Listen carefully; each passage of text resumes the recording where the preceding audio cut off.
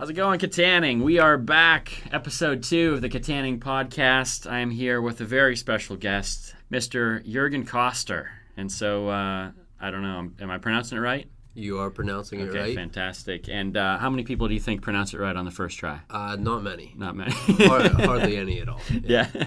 That's good stuff, yeah. And so I'm just super excited to have you. It's been awesome to get to know you over the last few months. Hopefully a lot of people get to know you and what you're doing, and just really excited about it. I'm honored. Thanks for having me on. Yeah.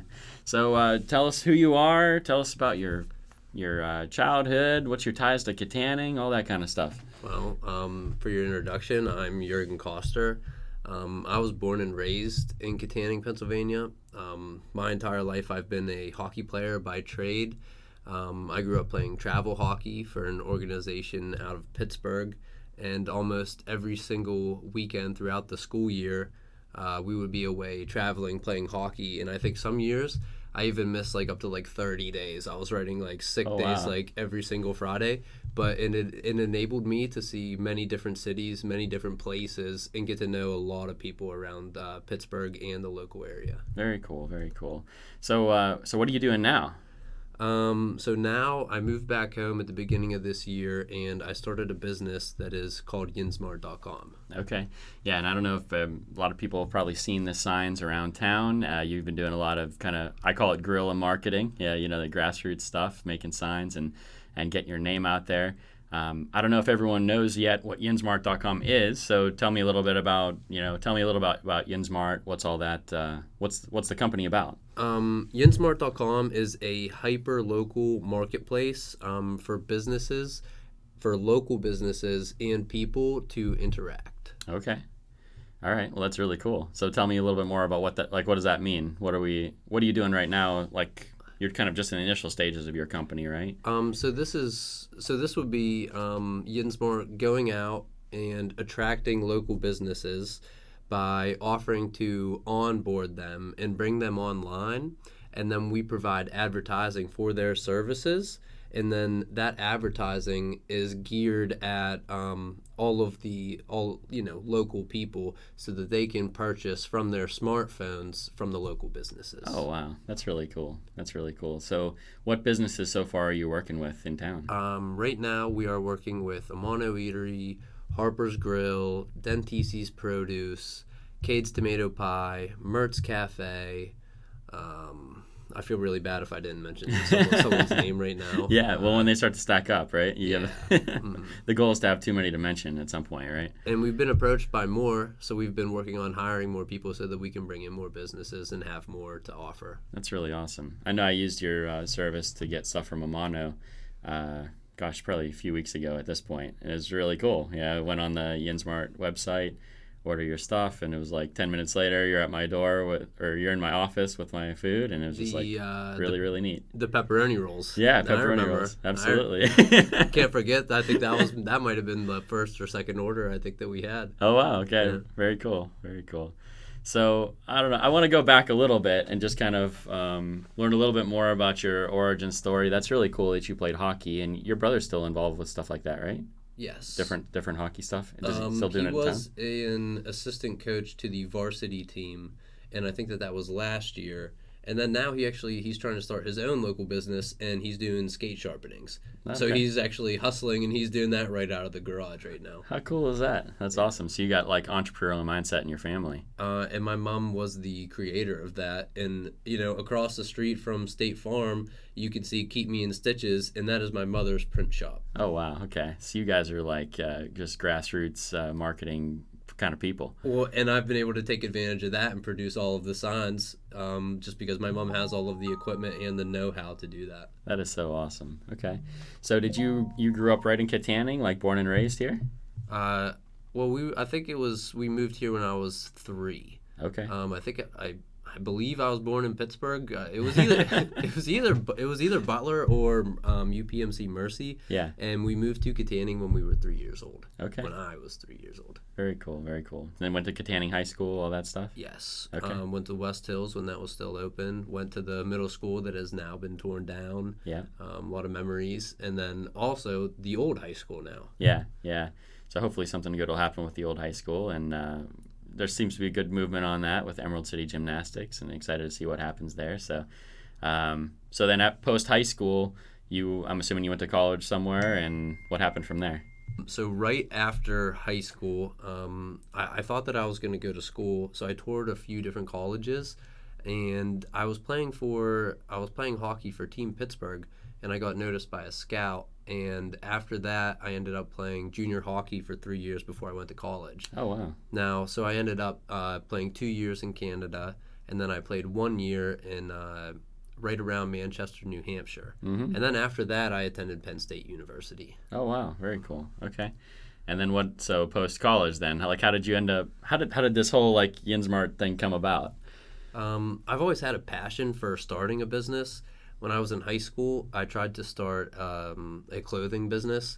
And then while I was in college, I always found myself focusing on things outside of the classroom instead of like what I was actually doing in the classroom. Yeah. And I tried to start a multimedia business and a wash and fold laundry service. Oh, wow. So I was always like, I'm trying to take exactly what I was doing in the classroom to putting it into like real life, and that's just what I was always trying to do.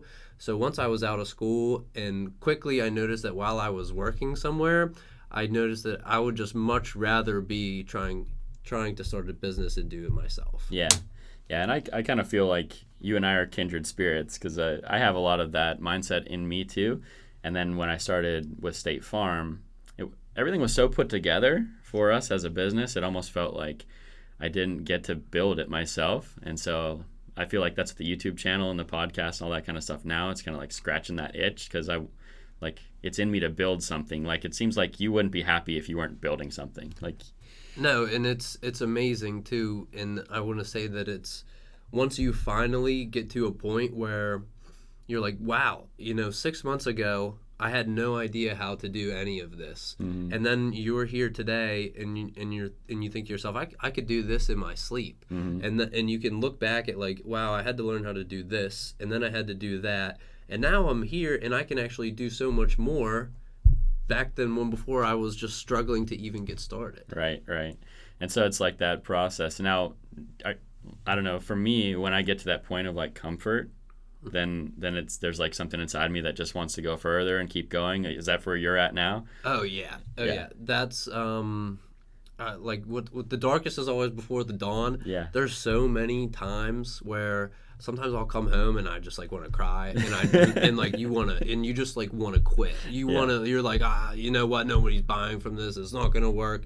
And then out of nowhere, somebody messages you and something good happens.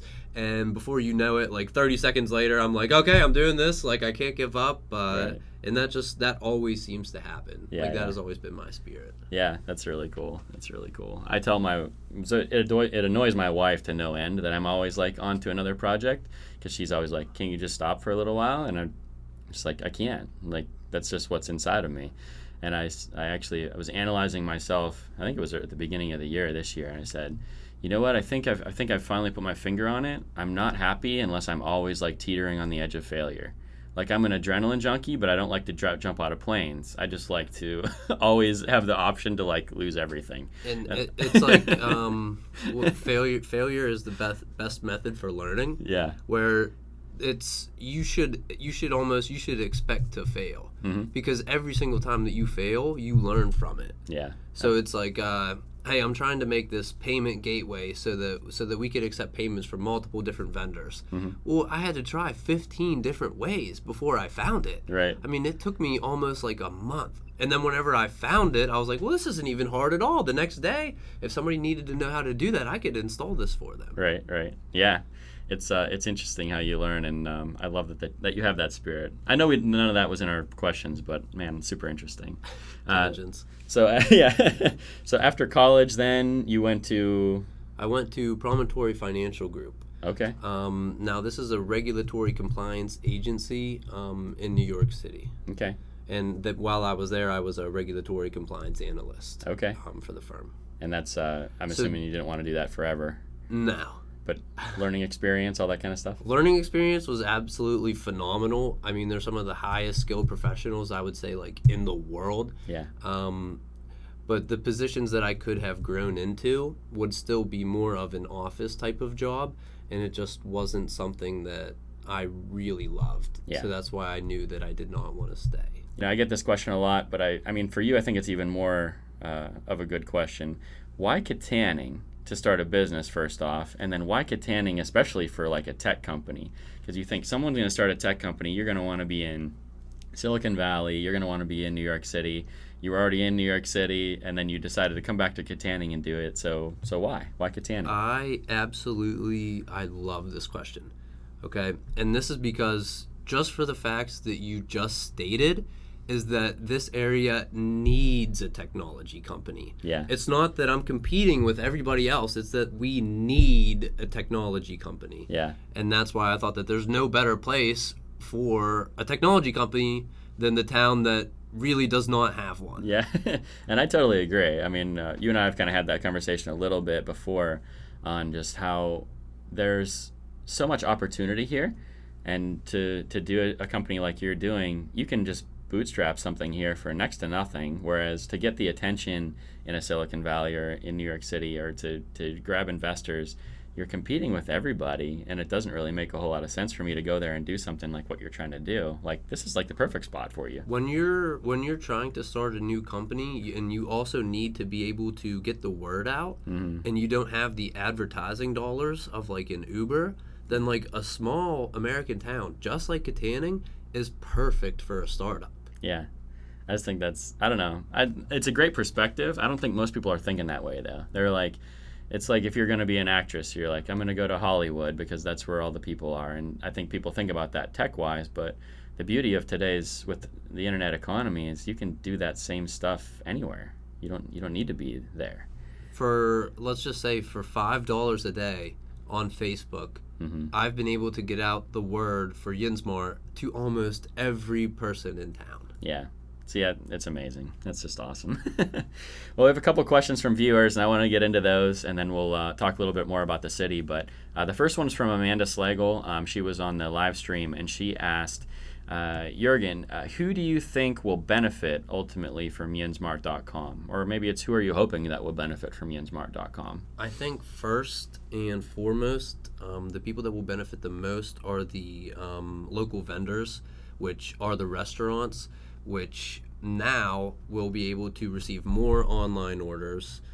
Some restaurants didn't even accept credit cards before, and in one day we can have them set up to accept credit cards, and we can provide marketing for them, and we can take the online orders. That's really cool. Second, I would say it would be local people who would be happy to purchase from these places that can now engage with our service. So like if a restaurant doesn't deliver, we will deliver for them. So now you can get delivery from restaurants that did not deliver before. Oh, wow. And I would say that third would be there's a lot of elderly people in this town, and some of them may not want to go out or maybe even struggle to go out, and we want them to be able to have all of the food that they love from anywhere that they want to get it. And that is actually a lot of the inspiration from Yinsmart. Yeah. So I think it's different than whenever you see a lot of technology companies, they're like, we got to go after the college kids. We got to go after the youth. Yeah. But for me, the inspiration was actually, hey, can I make this platform so easy that my grandma can use it? Yeah. I don't want her to, have to get in her car or have to get on her bike and ride downtown to get the food whenever she can just use this service and we can bring it to her. Absolutely, absolutely. And I'm thinking, people on disability that can't get out of their house, I mean, it opens up the entire world to them at that point. I have a friend that we were actually just talking the other day. He fell in his kitchen, tore all 3 ligaments in his knee. He's not going to be able to leave his house for like a couple of months. And I'm like, dude, Yinsmart.com, you need to go out and eat. You just go on there and you can get from any restaurant.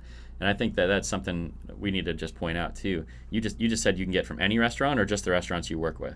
So we encourage them to work with us because we will provide them with marketing. Yeah. But if you want to place an order with someone and they're not with us yet, you just let us know and we'll go pick it up and we'll take it to you. That's amazing. We think that they'll see us coming in and picking it up, and they'll be like, well, these people are doing business all over town, and they'll be more likely to come and work with us after that as well. Absolutely. That's awesome. Very cool, very cool. So yeah, that answers the question for sure.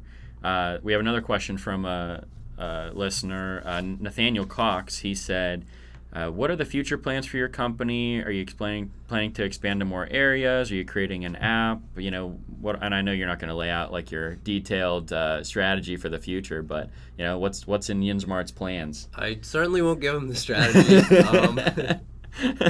You know, I might let some things slip, but you know, I try to keep it tight-lipped. For sure. What's in our plans? We certainly do plan on expanding.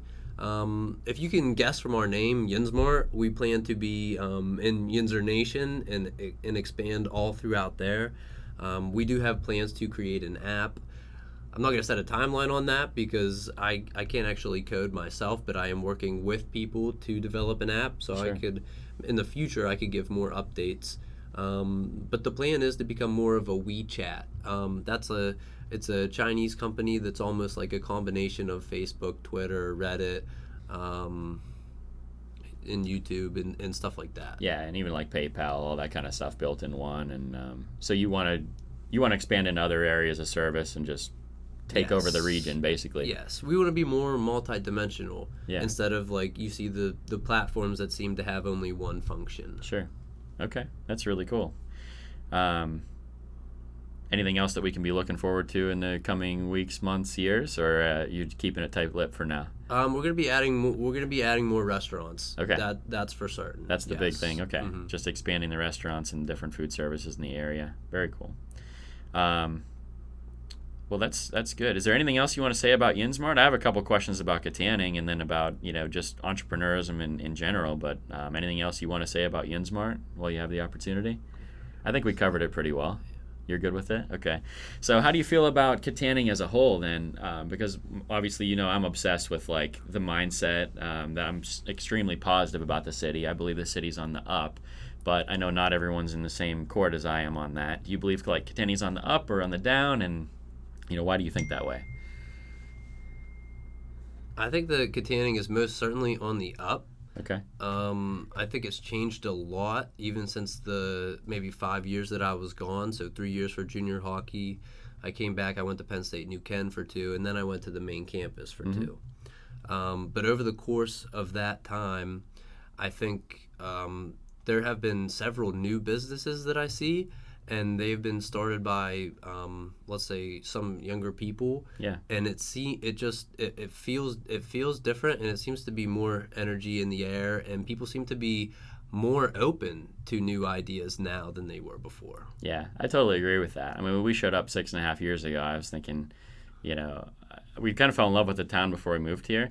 And then after we moved here, we were like, oh man, what did we get ourselves into? Because everything was so negative, and it was very, very difficult to even have a conversation about changing anything. And now it seems like you just start talking about it, and people are like, yeah, let's do that. And it's easy. It's so much easier to collaborate now, it feels like. And I think that, growing up here, I think that, I'll use the proverbial I used to take Kittanning for granted. Mm-hmm. So I wouldn't, I probably didn't think too highly of the town whenever I was younger, and that was my mistake. Mm-hmm. But now that I had a chance to see the world and actually decide to come back, I can see that. I mean, Kittanning is picturesque. I mean, it's beautiful. Yeah. Now, over a couple of weekends in the summer, my girlfriend and I went down and sat on the amphitheater and laid out and had a picnic. Well, I haven't seen anything that beautiful. The only thing that compares is when I did a study abroad in France, and we would lay out. We were allowed to have wine, so we would have like wine and cheese, and we would lay out on the river and just and talk to people as they came past and lay it out in the park. Sitting on the amphitheater on like nights in the summer was like exactly like that. Yeah, that's amazing. That's just to make that comparison between the two, because I know everyone thinks being Pittsburgh or in Paris on the river or something like that is like the greatest thing in the world, and then you're like, they're equal. you think that you really have to go somewhere to experience like beauty or like environmental like beauty, but we actually have it in our backyard. Right. All it needs is a little change in perspective. I think the same thing too, because I was born in Fargo, North Dakota, and so I don't know if you've ever been out that way, but like Oklahoma City, Fargo, North Dakota, and nothing against those towns. They're nice places with nice people, but they're ugly. They're just really ugly. I lived in Aberdeen for I think like 2 months. Yeah.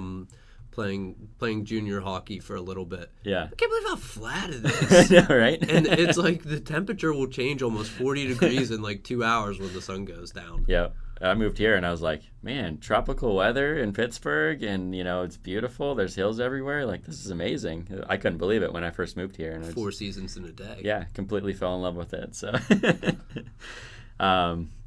so next question here. What's it been like? Since you believe Kittanning's on the up, what's it been like to start a business here? And what's that whole process been like? Do you think it's been better in Kittanning or worse than starting it somewhere else? Or I think it's been better. Okay. And I want to say that maybe for this area it's more like new. Mm-hmm. Now in some other areas of the country these type of platforms already exist. Okay. But from all of the people that we've had here, they say, hey, this is great. Like our town needs this. Like, we are so happy that somebody has taken the initiative and started something like this. Nobody has complained that there's a new person trying to create a technology company in Kittanning. Yeah. So everybody is saying, hey, keep going, keep working, keep your head on straight, and, just provide a good service. Yeah. Have you had trouble, like, trying to get people used to the idea of going on to a website that's not the restaurant you're going to order from, type it in? Like, has that been tough to overcome, or has it been fairly simple? I think it's been fairly simple, and I would actually give that to people being willing to communicate. Yeah. They don't just expect the service to work a certain way. If they have a question, they just message us, and we just say, hey, we'll take your order. Just give me a call. Mm-hmm. Send me a text message. Yeah. Message us on Facebook.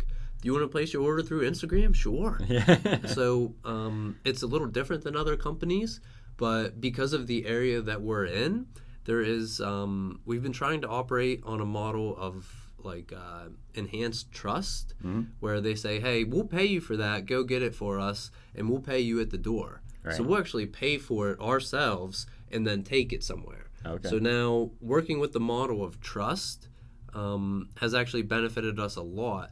And people seem to be very grateful for that. That's really, really awesome.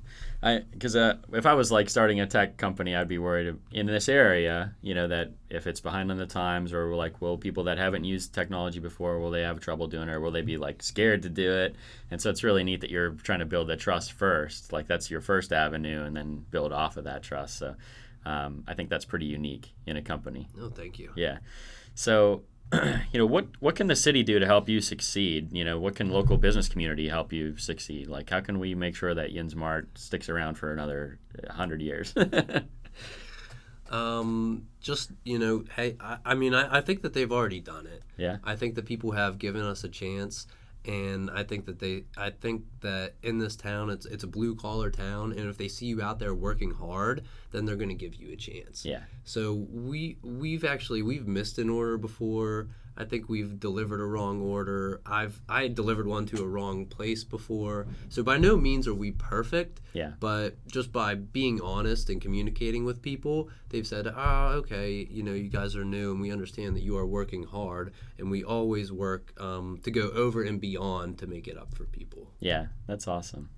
So, I'm thinking like local business, just give you a shot. And if you're a local restaurant, you don't have delivery service, like give you a call and give you a chance to win the business, because the more that we've talked about it, if I had a restaurant, I'd totally be doing the YinSmart, because if you to build a website, to do the marketing, to do the delivery, hire drivers, all that kind of stuff, it's expensive for a business to try to add that layer on. But like, you've already built it all out, and you already have the website, you already do the marketing, and it's all available for you. So I'm just thinking, like, for a local business not to at least give you a shot, it's just crazy to me. And I think that we're doing it at a very, very competitive price point. Oh yeah, too. Yeah. Because you're trying to compete with the Amazon Fresh of the world, Uber Eats of the world, those kind of places that you're competing with. And those guys have so much scale. Yeah. But what they don't do is they don't have hyper local marketing. Yeah. And that's really where we're trying to stand out. Yeah, personal touch, trust, all that kind of stuff. That's where they're lacking. Strong local ties to the places that we work with. That's awesome. Very cool. So, next question would be like, what mistakes have you made on your journey? Is there anything you'd go back and like do again or rehash over, or is there anything that you would, if you could go back and start YinSmart over again, what would you do different? Well, I think I make a mistake every single day. Yeah. Like Me too. every single day, there's something that I would have been like, well, why did I do that instead? You know, I think that people, when they first start a business, they think that they need to spend a lot of money, and that's certainly the wrong path. Where it's a marathon, it's not a race. Yeah. So do whatever you can and use whatever you can without spending a lot of money. To get the business started, I was trying to enter into pitch competitions, and I was thinking of, oh, hey, you know, we got to have this video. This video's got to be perfect. I got to do whatever to submit it. Well, what actually worked best was, you know, making a very, very rough, like really rough draft. So instead of even having like a microphone, I had a loofah, and like I used my phone in a selfie mode, and that's how I made the first draft. Oh wow! So I didn't go out and just buy a microphone to try and do it for the first time. I used a loofah from the shower just to pretend that it was a microphone before I actually knew what I wanted to do. Oh, that's fantastic. So it's like you just make do with what you got, you know, keep it going. And I'm assuming you wouldn't change a whole lot because every mistake that you've made has been this learning experience, and it's all kind of made the company into what it is today, made you into who you are today. I really would not change a lot. I think I've had the advantage of trying to start companies since I was in high school, so I've got a lot of the mistakes out over like the last 10 years. Yeah. I've made so many mistakes along the way that now it looks like I know what I'm doing. It's just that it's been a lot of practice. That's really, really cool. So I'm assuming like there's got to be kids in Armstrong High School and even in the junior high that have that kind of same mentality, that same entrepreneurial drive. We're kind of in the age of the entrepreneur where it's really cool to start your own company, to do all those kinds of things. And so there's going to be a lot of kids in Kittanning that are going to be looking up to people like you, looking up to people like me that are like younger local business owners. So what would you say to all those kids that are in junior high, high school right now? What would you say to them for like advice on how to start their company down the road? Or what should they be doing now to be where you are in 10 years? I would just say chase your passion. Don't chase the money. And then the kid in his garage is the most dangerous competition that there is to like even Amazon now. Oh yeah. Once you give up, you're out of the race. So you just have to keep your head down and just keep working and find your passion and follow that and get other people to buy into your narrative. And eventually, as you keep working, good things will happen for you. I love that. So I was seeing on Facebook the other day there was a meme that had it had where Apple started, it was in a garage, where Amazon started, it was in a garage, Google started in a garage, and Microsoft started in a garage. And it's like four of the biggest companies in the country. They might be the four biggest companies in the country, I think, all started in someone's garage. And that's not going to change in the future. Like that's still where it starts. It's like just an idea in somebody that has passion and drive. I think if you have a cell phone now, then you can have a business. Yeah. That's crazy how it's changed, isn't it? I mean, the barriers to entry are just... The barriers to entry are, you could say, low, but I would say that the runway for success is much shorter. Okay. So look at an example like Kodak. So Kodak had 20 years to adjust to digital prints coming out, and they still like really haven't completely failed. But now, if you're Uber or something and somebody else adds like an extra service, if you don't change in almost a year, you could lose so much value. So I'm saying it doesn't take 20 years for a company to fail now. It can only take a year. So you have to be very nimble and able to adjust. And I actually think that is some of the most important stuff for young entrepreneurs to realize now, is that you don't have to just always stick to one idea. You can make changes. Oh, wow. Okay. So that's almost like, that's even more of a reason not to make a huge investment up front, not to buy the microphone, all that kind of stuff, because you may change 6 months from now and you may not even need what your dream was at the time may be completely different 6 months from now. I think like Twitter. Twitter started out where they wanted to be a podcast company. Well, as Ev Williams, he was one of the original creators for it, saw that, Apple just dropped this podcast thing on iTunes, and in one day his company was irrelevant. Yeah. They had absolutely no business competing with Apple. Wow. And they had to switch immediately, and eventually over that short time is whenever they hatched Twitter. Yeah, and you're talking almost 400 million users now on Twitter, and public company, all that kind of stuff. I think one of the futures of TV. Yeah. Wow. Okay. That's really interesting. I'm thinking it's kind of taking me back to when we were planting the church. We started Living Water Church because there's kind of two paths of planting a church, and I think it's kind of the same thing we're talking about with a business. Like path one, which is what all the other denominations are doing, they'll take $100,000 and try to pour tons and tons of marketing in and try to have 500 people on the launch day and then hope that they keep 200 of those.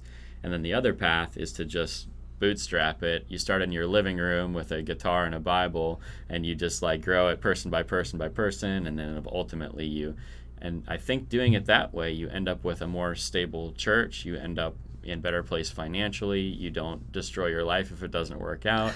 And I think it's the same thing for business. Like you can just bootstrap this thing, grow it slowly, work on a local or a regional level. You don't have to take over the world today. Figure out what works and then grow it from there once you can make a little money at it. That's I think one of the best pieces of advice that I had was from reading this book. I'll have to get back to you on the book. It was something about like the cost of startups. And they were talking about all the times that they had failed, and for like almost for 6 months where he had spent so many thousands of dollars that they actually just found out that they were actually asking the wrong questions the entire time. Yeah. That people weren't adjusting to the service. And he said, you'd be so much better off if you just spent $5 every single day until you found out the right questions to ask. And then you slowly build up from there. And so that's kind of the approach that we took, where, hey, $5 a day gets you seen about 500 times on Facebook. Yeah. So people interact and they say, hey, we like this. So we go back and we add this, and another day somebody says this and we add that, and pretty soon these people keep coming back to us because they know that we're listening to them and we have more of a following. Yeah, that's really, really awesome. So that's great advice, not just like on a huge business level, but that's great advice for any business around town. From the smallest mom and pop shop that's just thinking about getting on Facebook for the first time and advertising. It's like, don't run one ad for $500. Run a different ad every day for 100 days for $5 a piece, and then you'll figure out which 10 work the best, and then run those 10 for a little more, and then you figure it out from there. Exactly. Yeah. It's just so interesting how it's all changed, because like even just 6 years ago, starting a business, it was like you got to have a billboard, and so you pay $1,000 for a billboard. Well, how much more can you get from a Facebook ad, $1,000 in Facebook ads, than from $1,000 billboard? Or how much more can you get from making yard signs from you? Or it's just about getting the attention and getting eyeballs on your product. And I think you've done a really amazing job at that. So it's really cool. That's what we tried to hit him with the trifecta. We tried to hit him with everything. Yeah. But make sure you're starting with something that is not going to ruin your business. Yeah. And so it's not that billboards are bad. It's just that you don't have, that doesn't have to be the ideal. You can start wherever you want to. Andrew's referencing the billboard that we just had put up about 3 days ago. I'm not referencing that. Oh, you're not? I didn't even know. You didn't know that we got the billboard put up? No. Where's it at? So it is driving up the Indiana Pike towards IUP, and it's right on the left there. There's the quick fill, and it's actually this one where you're driving out of Kittanning and you're about to go past Dairy Queen. So you did make the big time now. Well, I hope so. We have it for 3 months. Jamie Oliver Outdoor, his son played hockey. He helped us get a great deal. How cool. So that's why, hey, we've been around for 6-7 months online. I have some money stashed away, and I thought that this was a good way to really let the people know that we are here for good. Absolutely. Because not everybody, you can't believe everything that you see on Facebook.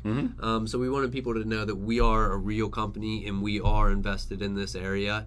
So that's why I decided to do the billboard. That's really cool, though. So that's what I'm saying. You start small, like you did. You just do little Facebook ads here and there.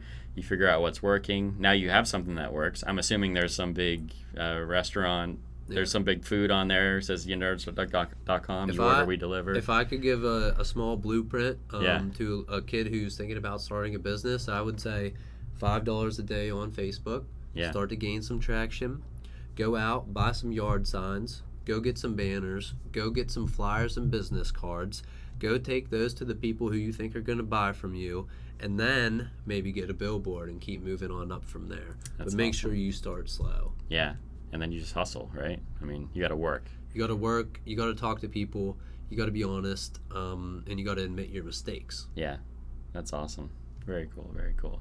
So, I mean, we have just a little bit more time, so I'm just going to ask you a couple more questions. Just some things that are on my mind.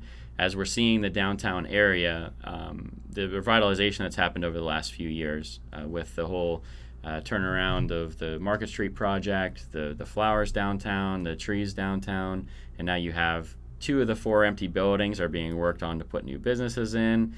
The other 2 one's been purchased, one is now moving forward and like through codes violations, those kinds of things. But everything is now moving for the downtown to hopefully be at capacity within the next few years. I think that you're starting a business right at the right time. How do you feel about that? What do you feel about the downtown Kittanning area? Do you think it has the potential to be what it used to be, or like, what do you think it's going to look like in 5 years or 10 years from now? In a perfect world. In a perfect world, in a perfect world, I think that we increase the amount of transactions that happen in Armstrong County by like 2,000%. Yeah. What I'm saying is that today there is not many and there's not enough, and the community will actually be able to draw taxes from the purchases that happen online. Right. Now we can increase that a ton. And I think that money will be able to be put to use in physical downtown locations. Okay. Now I can see there's a beautiful transformation going on. They're fixing up the building that used to be like the bazaar. Yeah. I think that's connected to Yamato. Yep. Somebody this week is working on the cozy. It used to be the old cozy cafe. Yep. I know people were buying the other properties, some of them that are right off of Market Street. Yeah. And I could just see. Oh, let's step back a second. I think that there's a large project that's going on out in like North Point that's going to bring more jobs to the area. Yeah. And I could certainly see some more large businesses eventually in the next 5 to 10 years coming into Armstrong County, and specifically Kittanning, since it's the county seat. Yeah. Now, let's just say 10 years. I don't know enough about this, but let's just say that we have liquefied natural gas that's like in the area, and I know that a lot of those companies can make a lot of money. So I wouldn't be surprised to see somebody almost have a corporate headquarters located in Kittanning. Yeah, that'd be really awesome. I mean, I'd love to see some of that manufacturing stuff come back. I don't think it's all going to come back, and certainly not the way that it did, because if they do, they're going to build by the highways. They're not going to build by the river like they used to, because no one ships on the river anymore. So that's not going to happen. But I would love to see a little bit more manufacturing base on the outskirts, and then kind of companies like you kind of create this ecosystem in the downtown area of like small shops and boutiques and coffee shops and all that kind of stuff, and then see a major push for tourism, because I think there's so much lost revenue in having that river and the beauty of it. Like, to just see that place loaded with kayaks and that kind of stuff through the weekends would just be amazing. No, I don't see it happen. I had a vacation and I went to India. Yeah. Which, if you ever have the chance, take a short plane ride and hop over there. Yeah. But we could certainly have almost like, let's just say like those like little cars where we could be doing all of the deliveries. Oh, yeah. From business to business or business to house. Uh-huh. Since we don't live in such a huge area, that if we had a company that could do that, then we could be sending them all throughout town and make business happen faster. Absolutely. So if you're you need a car part, hey, we'll get a car part out to your house in about 15 minutes. Mm-hmm. Now if you're a print shop and you want to send something up to Lenape, hey, we can do that for you in about 10 minutes. Yeah. I think that would be awesome. So I don't know. That was just an interesting question to me. Something I'm always thinking about is the future of Kittanning. I'm very excited about the future as a whole. I'm excited that people like you are a part of it. I'm excited for yunsmart.com. Obviously, I wish you much success. For everybody watching, if you know any business owners that are not on yunsmart.com yet, get them in touch with this guy. He deserves a shot. And if you haven't tried his service yet, go on yunsmart.com, order from your favorite restaurant, get a burger from Harper's, get a pizza from Kate's Tomato Pie, whatever you're in the mood for that night, and give Juergen a shot. And you might see him someday at your house delivering something, and we'll probably see him someday on like Forbes magazine or something like that. I sure hope so. Yeah. That's the goal. Well, I appreciate you coming today. God bless you, my friend, and appreciate it. All right. Hey, God bless you too. Thank you so much for having me. Hey, everyone. We'll see you in the next one.